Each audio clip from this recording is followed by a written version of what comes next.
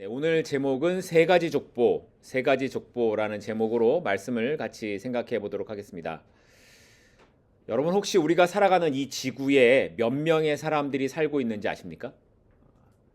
추정치이겠지만 대략 82억 정도의 사람들이 살고 있다고 합니다. 나라마다 인구의 증감이 다 다르고 한국처럼 인구가 감소하는 나라가 있는가 하면 인도처럼 꾸준히 증가하는 나라들도 있고 뭐 또 통계를 할 수 없는 그런 것도 있기 때문에 정확하지는 않지만 약 82억 정도의 인구가 있다고 계산합니다. 그런데 이렇게 많은 사람들이 살아가면서 그들은 각기 다른 문화와 언어를 사용하고 있죠. 그러면 현재 이 80억이 넘는 사람들이 사용하는 언어는 몇 개 종류나 될까요? 한 7천여 개가 된다고 합니다. 언어의 종류가.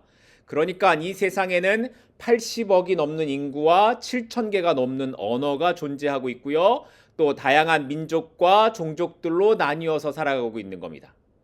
그런데 이렇게 다양한 인류의 시작들을 찾아서 올라가다 보면 우리는 모두가 다 하나의 출발점에서 시작되었음을 알고 있어요.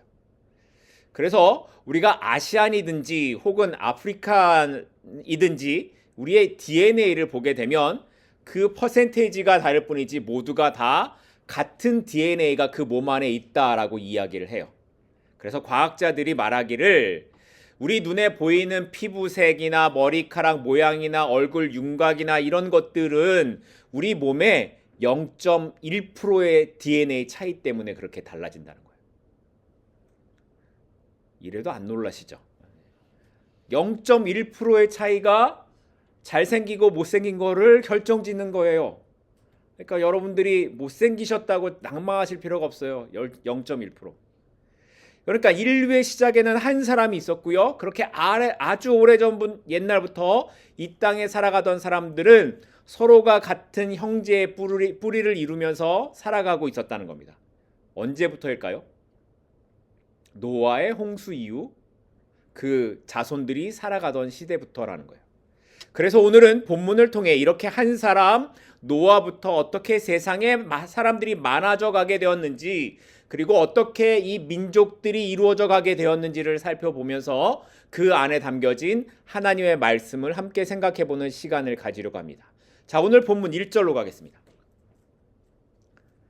노아의 아들 셈과 함과 야벳의 족보는 이러하니라. 홍수 후에 그들이 아들들을 낳았으니. 홍수 이후에 노아와 그의 가족이 방주에서 나왔을 때에 세상은 어땠다고요? 아무것도 남지 않은 그런 세상이었습니다. 이전에 있던 것들은 다 물에 잠겨서 사라졌고 이제 어떻게 살아가야 될지 알지 못하는 그런 세상에 노아의 가족들이 나온 거예요. 자, 그런데 그때 하나님께서 노아에게 반복해서 하셨던 말씀이 있다 그랬죠? 뭐죠? 기억을 안 하셔야 제가 또 잘난 체를 합니다. 생육하고 번성하라. 생육하고 번성하라는 것입니다. 그리고 이 하나님의 말씀은 노아를 통해서 그렇게 이루어 가시겠다라는 하나님의 의지, 약속이었다라고 제가 계속해서 말씀해 오고 있는 겁니다. 하나님의 계획은 노아와 그의 가족을 통해 세상을 다시 채워가는 것이었고 그것은 단순히 생육하고 번성하는 것으로 끝나는 계획이 아니라 하나님의 선택된 백성, 언약의 자녀들을 구원하시기 위한 계획이 담겨져 있었습니다. 그러니까 하나님의 말씀은 단순히 생존의 문제를 이야기했던 것이 아니라 하나님의 구원 계획에 관한 말씀의 시작이었고 창세기 10장은 이제 그것이 어떻게 이루어져 가고 있는지를 보여주는 말씀입니다. 자, 먼저 그러면 창세기 10장을 한번 보겠는데요. 창세기 10장을 보게 되면 노아의 세 아들들의 각각의 족보, 계보가 기록되어져 가고 있는 것을 보게 됩니다. 먼저 누구의 이야기가 나옵니까? 2절에 야벳의 후손들의 이야기가 나와요. 이 후손들은 전부 몇 명이냐? 잘 들으세요. 야벳의 후손은 14명이 나와요. 잘 들으세요. 그리고 이어지는 함의 후손들은 30명이 나와요. 잘 들으세요. 그리고 셈의 후손들은 26명이 기록되고 있어요. 자, 여기서 문제 나갑니다. 이거 맞추시면 나중에 상품이 있을 것 같아요. 지금까지 나온 자손들의 수를 다 더하면 몇 명일까요? 70명 어디서 나왔습니다. 네, 70명. 네. 이 숫자, 근데 70 숫자 어딘가 좀 낯익은 숫자 아닐까요? 70. 야곱의 식구가 애굽에 들어갈 때의 숫자가 70명입니다. 그리고 민수기 11장을 보면 모세를 돕기 위해서 세워진 장로의 숫자가 70명이고요. 누가복음 10장에 보면 예수님께서 동네에 가서 복음을 전하라고 하셨을 때 보내신 제자의 숫자가 몇 명일까요? 70명입니다.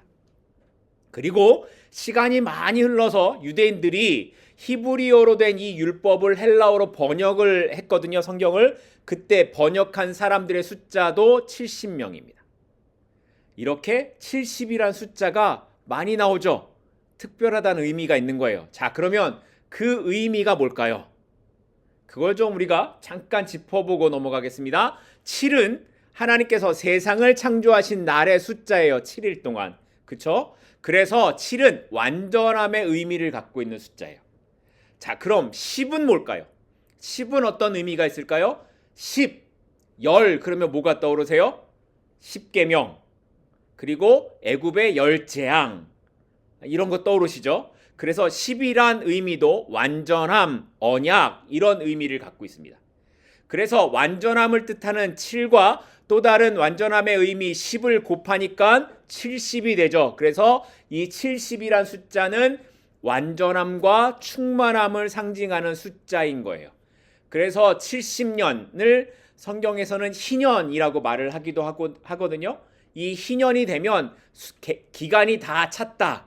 그래서 노예되었던 사람들을 다 풀어주라는 해방의 의미가 70년 희년에 있기도 한 겁니다. 그런데 이 노아의 자손들의 숫자가 몇 명이었다고요? 지금 10장에서 70명이라는 거예요. 자, 그러면 이 숫자가 뜻하는 의미가 뭘까요? 하나님이 말씀하신 것, 생육하고 번성하라 라는 하나님의 말씀이 완전하게 이루어졌다라는 것을 의미하고 있는 거예요. 생육하고 번성하게 하시는 그 하나님의 일하심이 이제 완전하게 이루어졌다라는 것을 의미하는 것으로 70명의 자손이 기록되고 있는 거예요. 그러니까 10장에 기록된 노아의 후손들의 기록은 단순히 자손들이 이렇게 많아졌다, 확장되었다라는 그 족보만을 알려주는 정보가 아니라 하나님께서 완전하게 하나님의 계획을 이루어 가셨다는 그 일하심을 보여주는 성경에 숨겨진 의미가 있는 겁니다. 자, 그런데 보세요. 5절 한번 보겠습니다. 이들로부터 여러 나라 백성으로 나뉘어서 각기 언어와 종족과 나라대로 바닷가의 땅에 머물렀더라. 이렇게 기록되고 있죠. 각각의 후손들이 다 흩어져서 각각의 족속과 언어와 지방과 나라대로 그렇게 살아갔다라는 거예요. 그런데 이렇게 살아가던 그 당시의 사람들이 이런 하나님의 계획, 이렇게 생육하고 번성하라는 하나님의 말씀을 이루어 가시는 하나님의 계획, 섭리를 알았을까요? 이렇게 살아가고 있던 사람들이 알았을까요? 하나님의 계획하심 속에서 이루어져 가는 삶이라는 것을 이 당시의 사람들은 아무도 알지 못했을 거예요. 그래서 우리가 나중에 살펴보겠지만 니무롯과 같은 사람들이 세상에 나오는 겁니다. 마찬가지로 우리가 의식하지 않고 살아가는 삶의 모든 환경들을 그냥 저절로 혹은 순리적으로 되어져 가는 것이라고 생각을 할 때가 많습니다. 마치 사람들이 각각의 지역에 흩어져 살고 그들의 언어를 사용하면서 번성해 가는 건 그냥 당연한 거야 라고 생각했던 것과 마찬가지인 거예요. 그런데 우리가 당연하다고 생각했던 모든 상황들, 환경들, 이걸 누가 계획하시고 이루어 가신다는 거예요? 하나님께서 하신다는 거예요. 하나님께서 지금도 계획하신 대로 이루어 가고 계신다는 것을 말씀하고 있는 거죠. 우리의 삶도 역시 그런 하나님의 계획 과정 중에 있다라는 것을 오늘 본문이 이야기하고 있는 거예요. 그리고 가장 중요한 것, 그 하나님의 계획이 어떻게 된다고요? 완벽하고 틀림없이 하나님의 뜻대로 이루어지게 된다라는 거예요. 하나님께서는 우리의 시작과 끝을 주관하시는 분이시고 지금도 이 땅에 하나님의 자녀들을 향한 구원의 계획을 이루어 가시는 분이십니다. 그러기에 우리는 하나님의 신실하심을 믿고 그분의 뜻을 따라 나아가는 삶을 살아가야 합니다. 오늘 나의 상황이 어떻더라도 하나님의 계획은 완전하고 그 하나님의 뜻은 반드시 이루어지기 때문입니다. 그러니 변하지 않으시고 신실하신 그 하나님의 은혜가 오늘 나에게 있음을 믿으십시다. 그리고 오늘도 하루하루의 삶을 주 안에서 살아가는 우리 모두가 될 수 있기를 소망합니다. 내가 알지 못하는 그 걸음 하나까지도 하나님의 인도하심이, 하나님의 그 완전한 일하심이 있음을 고백하며 함께 나아가는 우리 모두가 될 수 있기를 소망합니다. 자, 이렇게 오늘 본문 10장을 보게 되면 2절부터 5절까지는 야벳의 후손들의 이름이 기록되고 있고요. 6절부터 20절까지는 함의 후손들의 이름이 기록되어 있습니다. 그리고 마지막 셈의 후손들의 이름은 21절부터 10장 끝이 아니라 11장으로 이어져서 기록이 되고 있습니다.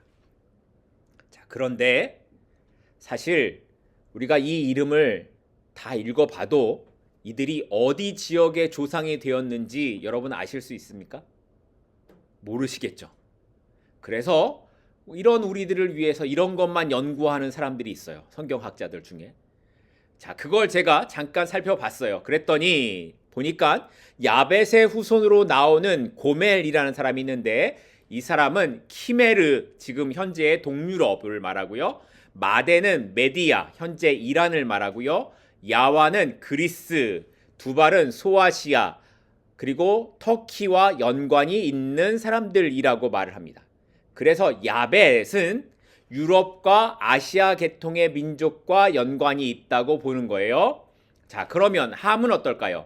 함의 후손으로 나오는 구스는 에디오피아, 미스라임은 이집트, 가나안은 말 그대로 이스라엘 지역을 말하는 거예요. 그래서 함은 아프리카 지역과 연관이 있다고 보는 겁니다. 마지막으로 셈의 후손으로 나오는 아르박사, 이 사람은 이스라엘과 연관이 있고 아람은 시리아, 엘람은 페르시아 지역을 말한다고 합니다. 그래서 셈은 중동 지역과 연관이 있다고 보고 있습니다. 좀 이제 구분이 되시나요? 그래서 셈은 중동 지역과 함은 아프리카 지역과 그리고 야벳은 이 아시아와 유럽과 연관이 있는 그런 사람이라고, 조상이라고 이렇게 볼 수 있는 거죠. 자, 그런데 이렇게 노아의 세 아들에 대한 가계도를 쭉 이어가던 창세기 10장의 내용이 갑자기 8절에 가서 딱 한 사람에게 집중하기 시작합니다. 한 사람에게 집중하더니 8절부터 12절까지 그 한 사람에 대한 이야기만을 기록해요. 자, 잠깐 보겠습니다. 8절과 9절 말씀입니다. 구스가 또 니므롯을 낳았으니 그는 세상의 첫 용사라. 그가 여호와 앞에서 용감한 사냥꾼이 되었으므로 속담에 이르기를 아문은 여호와 앞에 니므롯같이 용감한 사냥꾼이로다 하더라. 자, 누가 등장을 합니까? 니므롯이 등장을 해요. 함의 아들 중에 구스가 있었는데 이 구스가 낳은 사람 중에 누가 있다고요? 니므롯이 있어요. 그러니까 니므롯은 함의 손자가 되겠죠. 그런데 이 니므롯이 어떤 사람이길래 도대체 노아의 가계에서 사람들 이름만 쭉 나오다가 이 니므롯만 이렇게 집중해서 기록을 하고 있을까요? 먼저 니므롯에 대한 기록을 보게 되면 그는 세상의 첫 용사다라고 기록합니다. 여기 용사라는 이 원어적인 의미는 힘이 센 자, 강한 자, 전사 이런 의미를 갖고 있습니다. 그러니까 니므롯은 어떻다는 거예요? 힘이 세고 전쟁에서 싸움을 잘했던 사람이라는 걸 우리가 생각할 수 있겠죠. 그런데 이렇게 싸움을 잘했던 니므롯에 이어지는 기록이 뭐냐면 그가 여호와 앞에서 용감한 사냥꾼이 되었다라는 겁니다. 자, 보세요. 용감한 사냥꾼이 되었다. 여호와 앞에서 그랬대요. 여러분은 이 말씀을 읽으면 어떤 느낌이 여러분에게 오십니까? 니므롯이 하나님 앞에서 잘 살아갔던 사람이었구나 이런 느낌이 혹시 오진 않으십니까? 여호와 앞에서 살았다니까. 하나님 보시기에 용감한 사람이었구나 이런 생각이 들지 않으십니까? 그런데 우리말 성경에는 이렇게 기록하고 있는데 이거를 히브리어 원어로 그대로 제가 한번 잠깐 풀이를 해 볼게요. 어떻게 되냐면 히브리어 원어로 보면 리펜의 아도나이라는 말로 이 말을 쓸 수 있어요. 하나님 앞에서, 여호와 앞에서라는 말을 리펜의 아도나이라고 하는데 이 단어를 풀어서 보면 아도나이는 여호와예요. 그러면 리페네가 남겠죠. 그러면 이 리페네는 무슨 뜻이냐면 한국말 번역으로는 앞에서라고 하고 있어요. 그런데 이 리페네는 뭐뭐뭐를 향해라는 전치사 리와 얼굴이라는 파네가 합쳐진 단어입니다. 그러니까 이걸 다 합쳐서 생각을 해보면, 해석을 해보면 여호와의 얼굴을 향해라는 뜻이 되는 거예요. 이해가 되십니까? 여호와의 얼굴을 향해. 자, 그러면 이게 무슨 뜻일까요? 여호와의 얼굴을 향해. 자, 보세요. 어떤 사람이 제 앞에 얼굴을 딱 앞에 딱 대고 정면을 딱 보면서 저를 쳐다보고 있어요. 여러분처럼 쳐다보는 게 아니라 제 앞에서 딱 저를 쳐다보고 있어요. 그러면 그게 무슨 의미가 될까요? 한번 해보자. 이런 뜻이겠죠. 그러니까 이 말은 니므롯이 하나님의 권위와 주권 앞에서 자신의 힘과 능력을 자랑하며 하나님을 대적하는 자로 서 있었다라는 의미인 거예요. 니므롯은 사람들이 볼 때 힘도 세고 싸움도 잘하는 용사였습니다. 그리고 그런 그의 삶은 하나님을 대적하는 사람, 마치 우리가 살펴봤던 가인의 후손으로 사람을 죽이고도 뻔뻔했던 이 라멕과 같은 삶의 길을 가고 있었다라는 거예요. 그리고 이 말을 뒷받침하는 게 뭐냐면 그가 용감한 사냥꾼이었다라고 말을 하는데 이 말씀도 단순히 동물을 사냥했던 이 사냥꾼을 말하는 것이 아니라 용사와 같이 사람을 죽이고 전쟁에서 사람을 사냥했던 지배자의 모습을 이렇게 표현하고 있는 말씀이라는 거예요. 그러면 이렇게 세상에서 힘있고 능력 있는 사람들은 어떻게 살아가게 될까요? 니므롯처럼 용사이고 힘있는 사람들은 세상에서 어떻게 살아갑니까? 10절과 12절입니다. 그의 나라는 신할 땅의 바벨과 에렉과 악각과 갈레에서 시작되었으며 12절입니다. 및 니느웨와 갈라 사이에 레센을 건설하였으니 이는 어떤 성읍이라? 큰 성읍이라. 여기 여러분이 들어본 도시의 이름이 등장을 합니다. 10절에 뭐죠? 바벨입니다. 바벨. 그리고 12절에 니느웨가 등장을 하죠. 먼저 바벨은 바벨탑을 쌓은 도시 바벨이에요. 그리고 니느웨는 하나님의 말씀을 받은 요나가 가서 복음을 전했던 도시가 니느웨입니다. 자, 그런데 요나서를 보게 되면 이 니느웨가 얼마나 컸냐면 요나가 그 도시를 3일 동안 걸어 다녀야 했다라고 얘기를 해요. 뭐 지금 우리가 생각하면 뭐 3일 정도 걸어 다니는 게 뭐가 커라고 하겠지만 고대 사회에서 3일 길을 걸어 다니는 건 굉장히 큰 도시였습니다. 그런데 이 니느웨를 누가 만들었다고요? 니느웨를 니므롯. 그리고 바벨을 누가 만들었다고요? 니므롯이 만들었다는 거예요. 바벨탑을 쌓을 만큼 건축 기술이 뛰어났던 도시 바벨과 3일을 걸어야 할 만큼 큰 도시 니느웨를 만들었던 니므롯은 이 외에도 많은 도시를 세우고 만들었던 세상의 첫 번째 용사였습니다. 어떻습니까? 이 정도면 당시에 정말 대단한 힘과 권력을 가진 사람이라고 하지 않겠습니까? 그런데 이 니므롯이 누구의 손자라고 했습니까? 함의 손자이죠. 자, 그러면 여러분 생각할 때 좀 이상한 게 떠올라야 돼요. 우리가 창세기 9장에서 살펴봤던 노아의 축복과 저주에서 함은 뭘 받았어요? 축복을 받았어요? 저주를 받았어요? 저주를 받았죠. 아버지 노아의 벌거벗은 수치를 드러낸 것 때문에 노아에게 저주를 받아서 형제들의 종의 종이 되기를 원한다라는 말을 들었던 사람이 이 함인 거예요. 그런데 이 함의 자손인 니므롯이 지금 어때요? 잘 나가도 너무 잘 나가요.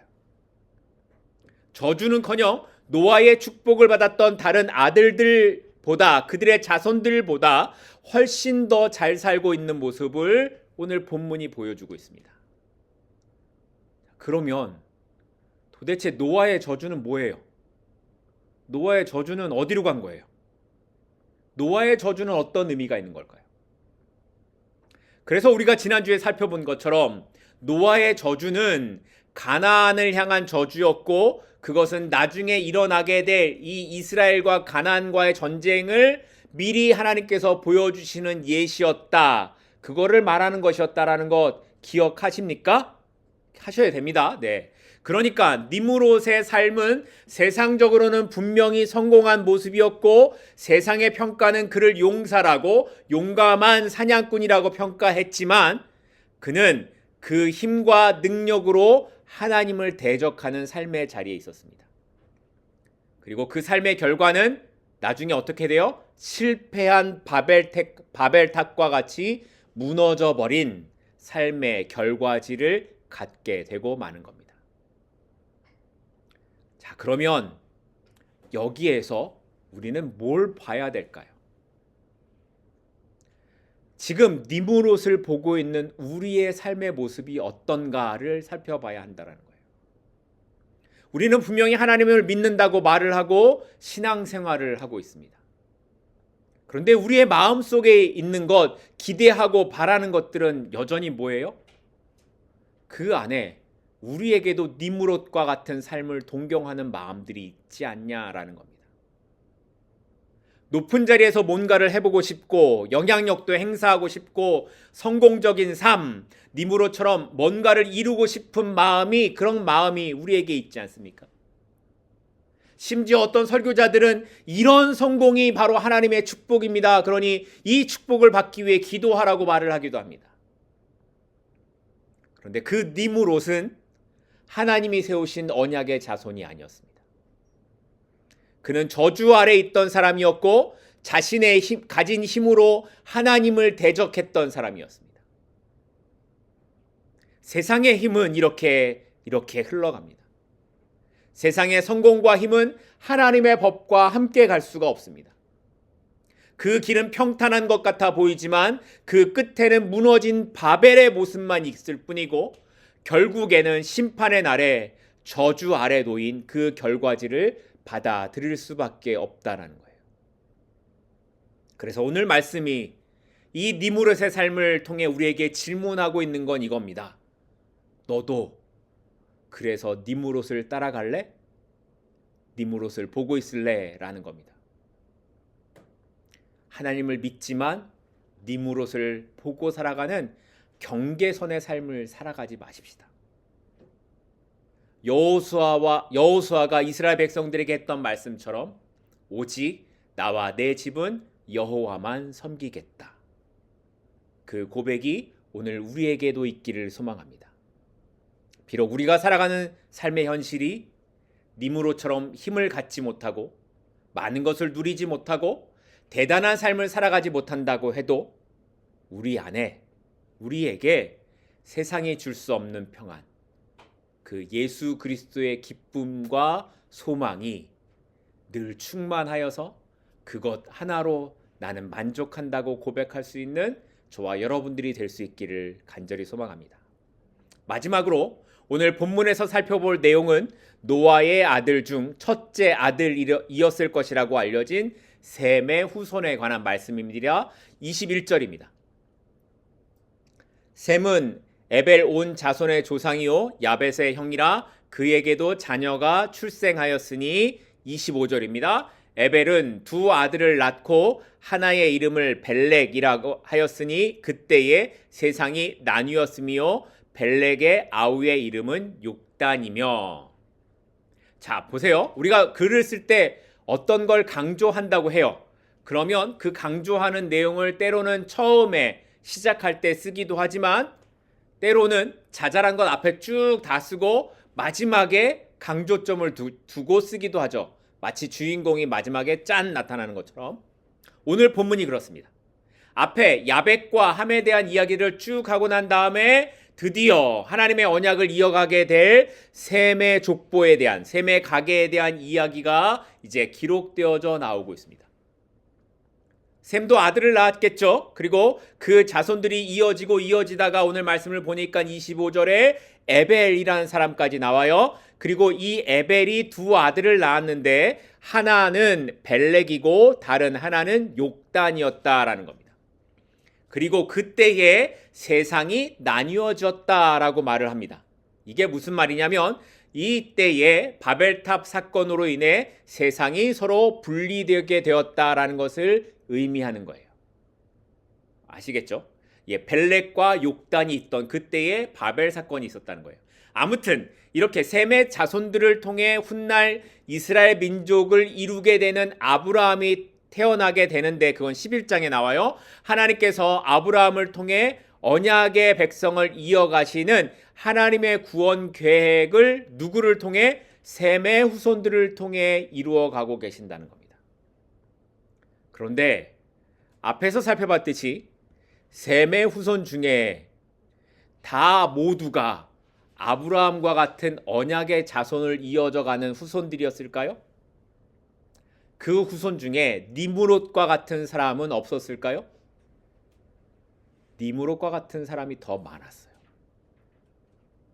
11장, 그런데 그 족보들을 보면 또 11장을 한번 여러분이 나중에 집에 가서 보시면 쭉 나오는 내용이 뭐가 누구를 낳고 죽었고 누구를 낳고 죽었고 누구를 낳고 죽었다라는 그런 이름만 쭉 나올 뿐이에요. 그 사람이 어떤 사람이었는지 얼마나 대단했는지에 대한 기록은 하나도 기록되지 않습니다. 왜 그럴까요? 니므롯은 그렇게 자세하게 기록했는데 왜 언약의 자손들에 대하여서는 그냥 이름만 나올까요? 왜냐하면 그게 중요하지 않기 때문이라는 거예요. 뭐가 중요하지 않냐면 내가 이 땅에서 어떻게 이름을 드러내느냐가 중요하지 않기 때문이라는 거예요. 언약의 백성의 삶이란 내가 드러나는 것이 아닙니다. 하나님의 하시는 일이 드러나는 게 중요하다라는 거예요. 그러니까 내가 역사의 한 페이지를 만들어야지, 내가 하나님의 뭔가 대단한 일을 해야지 라고 하는 게 중요한 게 아니라는 거예요.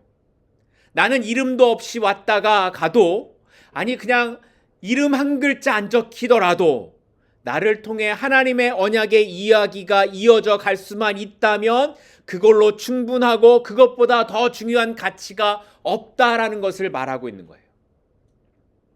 그래서 하나님께서 이렇게 언약의 백성들을 기록하심에도 불구하고 그들의 삶에 어떠한 중요한 스토리도 남겨두지 않는 겁니다. 셈을 통해서 이렇게 태어난 아들들 중에 보게 되면, 여러분이 나중에 보시겠지만 보게 되면 이름들이 쭉 나오는데 아르박삭, 어떤 때는 셀라, 어떤 때는 벨렉, 이런 사람들이 계속 나오게 돼요. 여러분들이 아시겠지만 옛날에는 사람들 많이 나왔을 거 아니에요. 그럼 아들이 한 명이겠습니까? 두 명도 되고 세 명도 되고 여러 명이 되겠죠. 자, 그런데 그 많은 아들들 중에 하나님께서 한 사람씩만 딱 골라서 선택하세요. 1대에서는 누구, 2대에서는 누구, 3대에서는 누구, 이렇게 한 명씩만 골라서 하나님이 그 언약을 이어져 가게 하세요. 그리고 마지막에 아브라함을 통해, 그리고 다윗을 통해, 그리고 예수 그리스도를 통해, 그리고 오늘 나까지 이 땅의 모든 사람들 가운데에 하나님을 믿는 사람들이 있게 하셨습니다. 자, 왜 그렇게 하셨을까요? 그냥 하나님이 셈을 하나님의 언약의 자손으로 딱 선택하셨으면 셈 밑에 태어나는 자손들을 다 하나님의 언약의 백성들로 그렇게 이어가게 하시지, 왜 1대에서는 누구, 2대에서는 누구, 3대에서는 누구, 이렇게 한 사람씩만 선택하셨을까요? 왜 그렇게 하셨는지 우리는 알 수가 없어요. 왜 노아에게 세 아들이 있었는데 야벳도 아니고 함도 아니었는지 우리는 알 수가 없어요. 오늘 25절에 있는 말씀처럼 에벨에게 두 아들이 있었는데 왜 욕단은 아니고 왜 벨렉을 통해서 언약의 말씀을 이어가셨는지 우리는 알 수가 없어요. 하나님의 선택이고 하나님의 주권이기에 우리는 그걸 알 수가 없어요. 그런데 여기서 중요한 것은 이렇게 이어져가는 하나님의 언약은 언제나 소수의 사람이었다는 겁니다. 수많은 노아의 자손들 중에 하나님의 언약의 자손을 이어간 사람은 한 사람이었습니다. 수많은 자손들이 태어났지만 대부분의 사람들은 다 누구의 길을 따라갔습니까? 니므롯과 같은 그 길을 따라갔습니다. 같은 아버지였어도 같은 형제였어도 가는 길이 달랐습니다. 그런데 우리의 삶도 그렇다라는 거예요. 살아가면서 우리가 하나님의 일하심과 계획을 이해하는 것은 가능하지 않습니다. 왜 하나님께서 우리 각자에게 특정한 길을 걷게 하시는지, 왜 어떤 사람은 높임을 받게 하시기도 하고 또 어떤 사람은 어려운 길을 가게 하시는지 우리는 이해할 수가 없습니다. 하지만 중요한 것은 우리가 어떤 길을 가고 있더라도 그 안에서 하나님을 신뢰하고 하나님의 언약의 말씀을 붙드는 삶을 살아가야 한다라는 겁니다. 노아의 자손들이 걸었던 길과 같이 세상은 지금도 여전히 니므롯의 길, 내 힘을 믿어봐봐, 내 능력으로 한번 가보자, 그런 길을 가라고 이야기합니다. 하지만 언약 아래에 있는 성도는 그 반대의 길을 걸어가야 합니다.